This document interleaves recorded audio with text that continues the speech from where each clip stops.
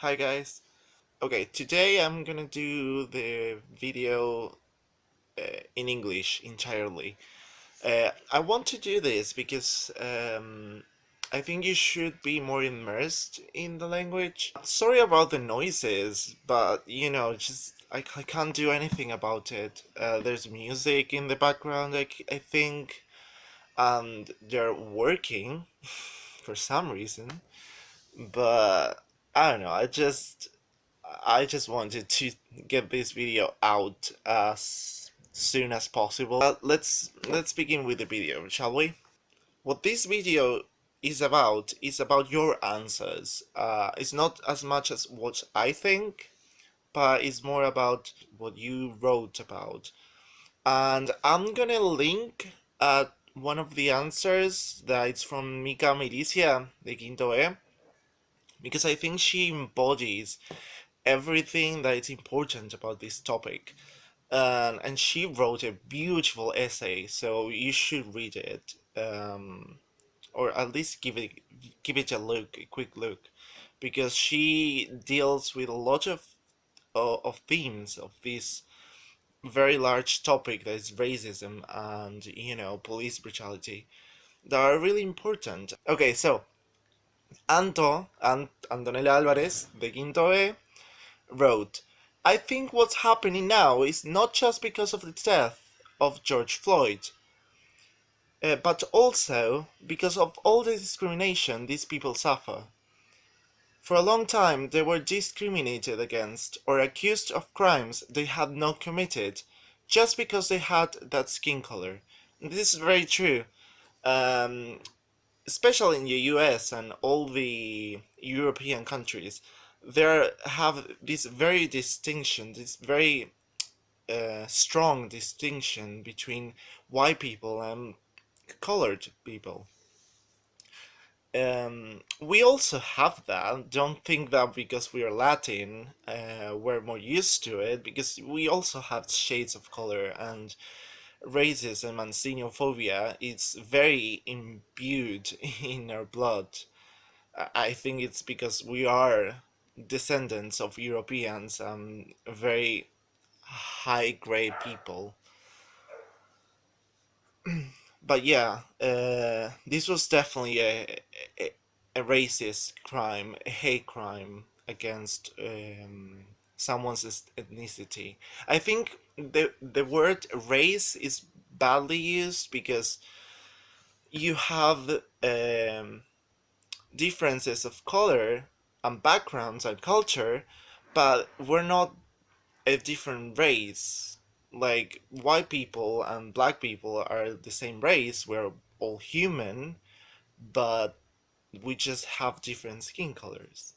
Which I think it's better to say ethnicity, maybe, but it's fine. I mean, it's not a bad word. It's not like the R word. It's not like the N word, which is like very despective. Um, and what I like to point out is something that Jose Legue from Quinto E also said, but he was a black man, so sure he committed a crime. And this is a very true assumption that a lot of police officers make, especially those with racist remarks. Because you're colored, you have to be troubled. Okay, you have to be a bad person. Then, well, Mika Milicia, I grabbed three quotes that I thought they were very interesting. The first one being, George was a victim of white supremacy, racism, and abuse of power. They killed him because of the color of his skin. And there's a lot of black people just like him, people who were murdered by police brutality and because of their ethnicity. Good. So we have the mention of other people, because George Floyd wasn't the first one, and sadly, I don't think it's gonna be the last. Um, there's a lot of people that died because of police brutality, especially people of color. Then she wrote, and the video shows us how there are other three or four cops watching. if you don't know, there's a video showing George Floyd's death. I don't recommend you to watch it, of course, because it's very sensitive, and I don't know. I just don't like that type of stuff. And doing absolutely nothing to save this man's life. So these policemen were just there. They weren't committing a crime, but they were witnessing it. So that's something to have in consideration. So this is an example for the quote, if we have one bad cop and another nine are watching and doing nothing to stop it, then we have 10 bad cops. And this is very true. If you do nothing while something is being committed, while a crime is being committed, while something horrible is happening right next to you or like opposite to you, and you do nothing, you're basically doing it. Um, One thing is to freeze and not being able to do anything because you're frightful or you're scared, but these are trained police officers that are able to deal with these situations, and they did nothing. They literally just stood there. And then she says, "But all lives matters." And this is a movement like All Lives Matter that contraposes to Black Lives Matter, which is in theory it's okay. Yeah, she says it. Yes, of course they do. Yes, all lives matter, but in this case, we are not talking about any life, but the life of a black man.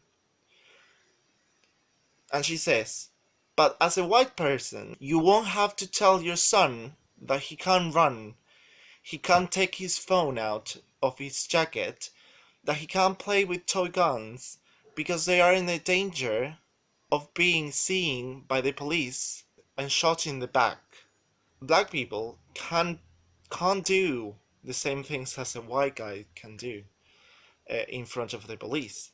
If they do one sudden move, one mistake, they're gonna get shot at.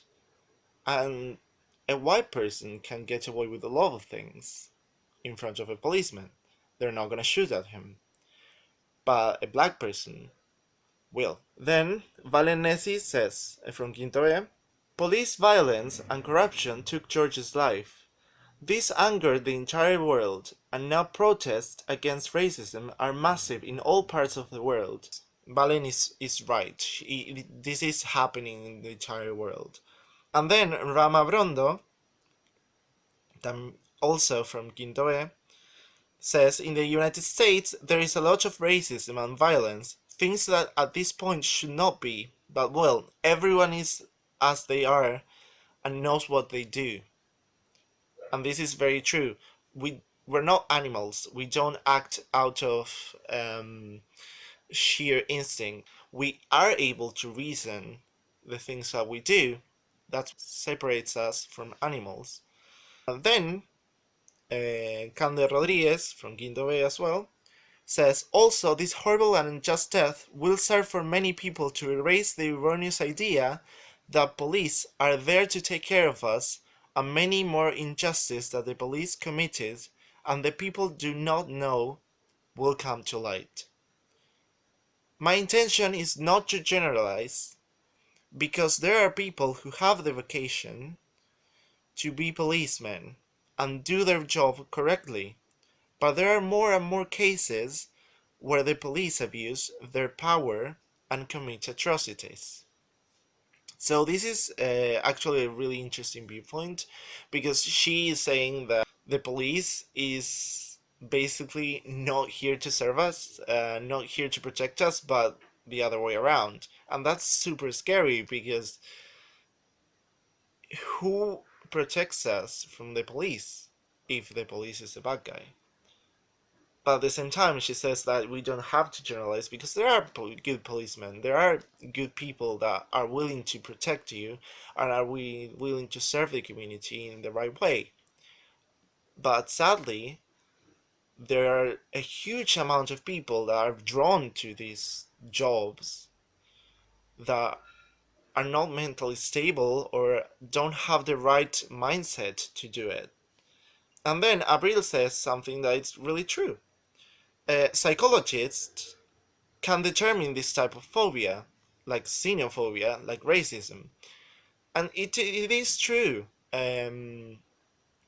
Psychologists can suspect that someone is racist or someone has this type of xenophobia, which they are very afraid and they almost hate people of color or the different color than theirs, and can filter